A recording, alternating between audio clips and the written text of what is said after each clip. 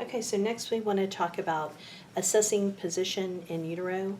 And we have an assessment that which we can do that can tell us the position of our baby in utero. This is really important, as we know, because most babies are head down, but sometimes they are not.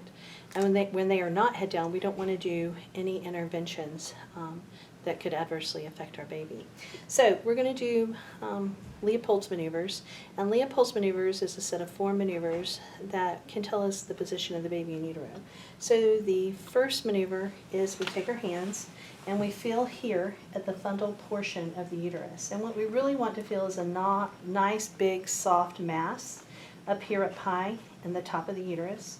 And if it's nice and soft, and when we move it, the whole baby moves, then we know that it's the baby's behind, and that's a very positive thing. The second maneuver is we want to come along the sides, and we want to feel something nice and smooth.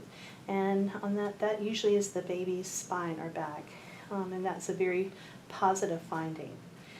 On the third maneuver, we want to feel what is going to present into the pelvis, and so we try to grasp whatever is there. What we want to feel is a large, hard, articulating mass, because the neck allows the baby's head to move independently, whereas the buttocks would not. When we would move the buttocks, the whole baby would move, and we can see here how our baby is not moving.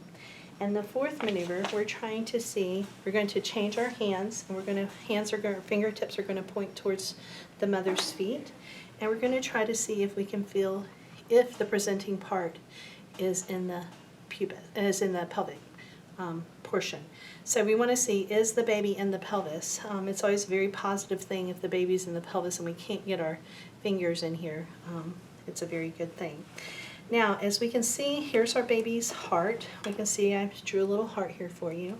And so when the baby's head is down, we're going to put our skin on. And the baby's heart is right here. So if I used an ultrasound and put an ultrasound on my mother's abdomen, we would be able to hear the baby's heart tone below the umbilicus if the baby is in a head down position.